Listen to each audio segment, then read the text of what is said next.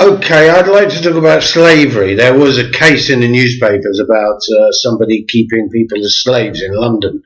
But it emerged it wasn't actual slavery itself as we understand it, as it is classically understood.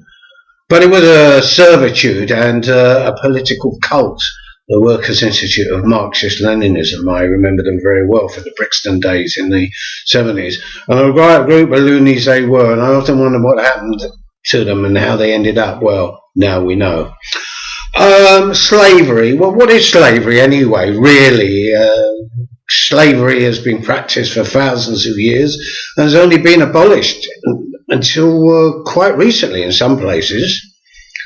And real classic slavery that you had in Rome and Greece and in the Deep South and in the Middle East and places like that has existed for thousands of years, you know, and it's the stuff of legend and the stuff of horror. Slavery is when you, as a slave, are owned by another person, like a piece of cattle or something like that. That's what a real slave is, a commodity. They can be a house servant, they can be made to work in mines and so on, and do any kind of job, even put to death or used as for any kind of reason by their owner, because you are an object, you are the slave, and they are the slave master, and they own you, and they can dispose of you any way that they want. That's slavery. That's what it really is. And of course, there's been great slave uprisings in the past, you know, which as anarchists we all go along with, because none of us would ever support slavery, would we? The Spartacus thing. Everybody's seen the movie Spartacus. Well, that was a great slave uprising that almost overthrew the Roman Empire, but did not succeed.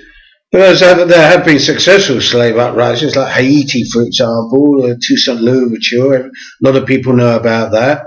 The Nat Turner Rebellion in the Deep South.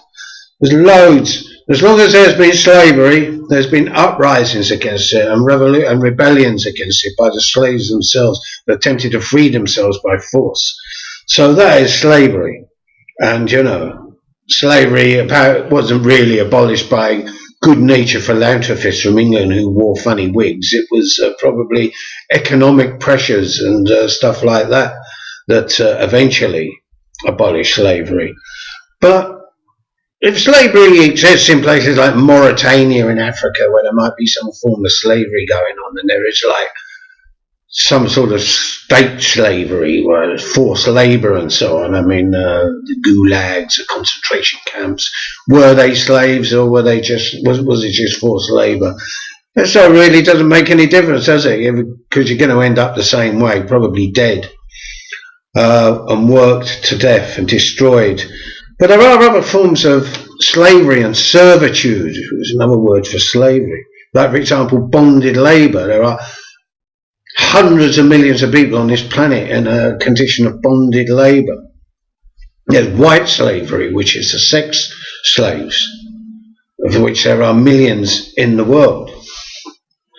There's domestic slavery, where, like, for example, in Mayfair, you might have rich people have got Asian domestics and make them sleep on the floor, don't pay them any money, and make them feed the dog better than them, beat them and sexually abuse them. It's another form of servitude, and it's also called slavery.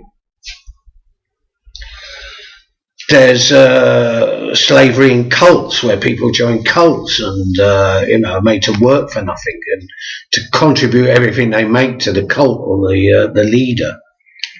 There's slavery, servitude in families and so on, in institutions, everywhere. It's got another name, but it still exists. And there's wage slavery, which is the main slavery of today. And the reason people are wage slaves is because they need the money. Because you're in a capitalist society, everybody has to have money to survive. And the main way to get money to survive is to work. And you go to work so you can pay your mortgage, your rent, your food, bring up your family and so on and so forth. And your whole life revolves around work, in order to raise the money, in order to do the things to survive in life. So we are all, in fact, slaves to money. I mean, obviously, the super rich, they don't have to really work. I mean, like, you know, my heart does not bleed for people that are working 14 hours a day in Canary Wharf or the City of London and they're earning like £5,000 a week or £10,000 a week and they're getting £1,000,000 bonuses. I mean, that's not slavery. The slaves are the people that clean the toilets and empty the bins and people that do all the crap work in the office blocks. They're the real slaves. They're the wage slaves.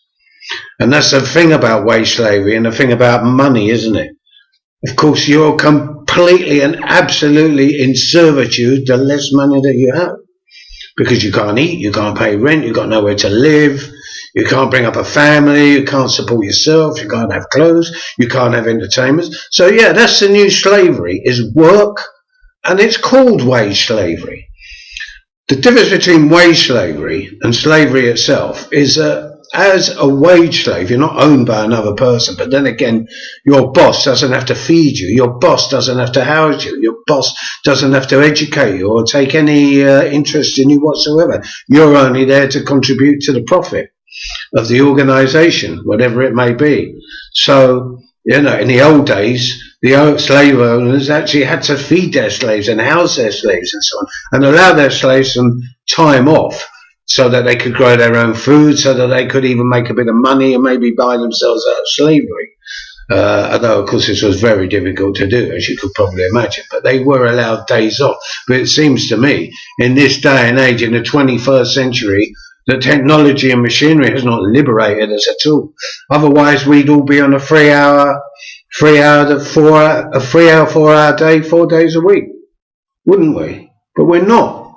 People are working 12, 14 hours a day, you know, for minimum wage and so on. That is wage slavery.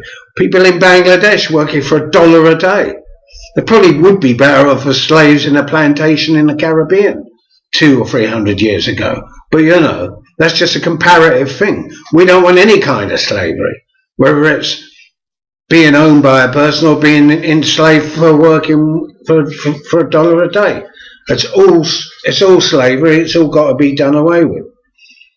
So, yeah, work is the new slavery, because most work is just completely useless, doesn't produce anything, doesn't add anything to the sum of human happiness. We've got millions of people unemployed, and yet there's not enough housing, enough education throughout the world, the first world, the second world, the third world. It's all because of wage slavery. Production and everything is only geared towards making money. You've got businesses that don't produce anything but make loads of money, like in a city. Look how much they make. Billions upon billions, and it's just speculative. It's not actually built on living labour as it used to be in the past. It's just all speculation. So, what's the answer to this? Well, obviously, the same old answer I give out at the end of every podcast, a revolution. To overthrow slavery, you have to have uprisings, you have to have rebellions, you have to get rid of the slavery system. Whether it's slavery, servitude, bondage, bonded labour, whatever you want to call it. All kinds of slavery have to be overthrown via rebellion, revolution, an uprising. So if you want to abolish all kinds of slavery, that's the only way to do it. There is no other way. Because if it's done rationally, like they abolished Caribbean slavery, for example, all that happened was the people remained poor, created wage slavery in the factories over here, and things go on as normal. Obviously, the slaves in Haiti did the right thing. They actually burnt down the plantations and so on. And that's the thing that happens in slave uprisings. They burn down the plantations. Yeah, so let's burn down our plantations, you know. I'm not talking literally. We haven't got any plantations here in the City of London, but we do have the City of London. We do have Canary Wharf. So, you know, let's take our rebellions out onto the streets and take it to the heart of slavery. So that's all I've got to say about slavery for the moment. But I think it's a subject, slavery and coercion will have to be returned to again at another time.